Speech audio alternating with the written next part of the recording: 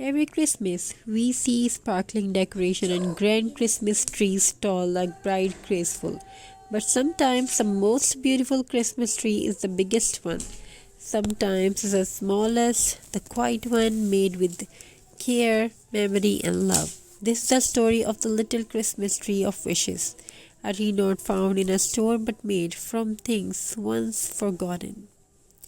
In the snowy town of Winterbrook lived a young boy named Milo.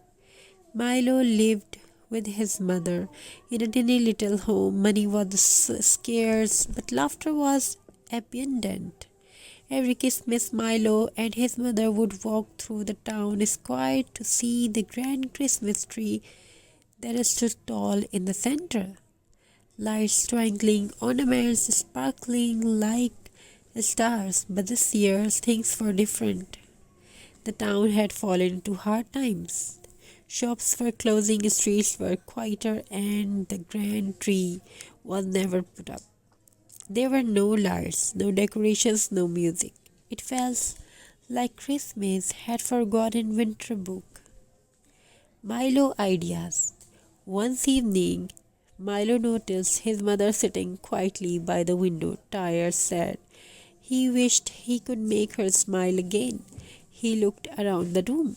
Some old cardboard strips of jute string, a few dried leaves, and little buttons kept in a jar. Suddenly an idea sparkled in his mind, like a winter starlight winter. Milo whispered, "If we don't have a Christmas tree, maybe I can make one." No, he gathers everything he could find, scraps, pieces, little treasures that others would throw away. He cut the cardboard gently into the shape of the tree, wrapped it with jute twine, glue buttons like ornaments, and placed a dry leaf star on top. It was not perfect, but it was full of heart. The mother smiled when Milo finished. He called his mother Milo. "Mama, look." She turned in, her eyes softened instantly, not because the tree was beautiful, but because Milo had made it for her. Tears shimmered in her eyes, not of sadness but of love. "Mother," softly, "this is the most precious tree I have ever seen." They placed it on the little wooden table by the window, where the moonlight touched in gently.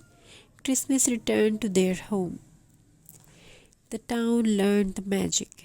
The next day, neighbor passed by and saw the tiny tree glowing in the window, and one by one they stopped, they smiled, and they felt something warm. Soon, word spread through Winterbrook. A child had made a Christmas tree from almost nothing, yet it brought back joy. Families began gathering things they already had. Once ribbon, old ribbon, pine cones, paper stars, tiny bells from an old sweater, twine from a braid bag, leftover yarn, broken ornaments they fixed and painted. Every home made by a tree, every tree different, every tree full of meaning. The town square filled with small handmade trees, each one glowing with candles and kindness. No grand tree, no expensive lights, just love shining quietly. That the town celebrated. And so Christmas came back not with glitter but with unity. People sang again. Soup was shared, snow glowed warm, heart felt full. They named it the Christmas of Little Trees, a Christmas where every hand created, every heart contributed, every soul shared something of their own. And the little tree Milo made it stayed in the family for many years, not as decoration but as a reminder. The joy is not bought, happiness is not found in things. It is made piece by piece, gesture by gesture, love by love. So this Christmas, remember the little things, remember the handmade touches, remember that even the smallest star can guide us.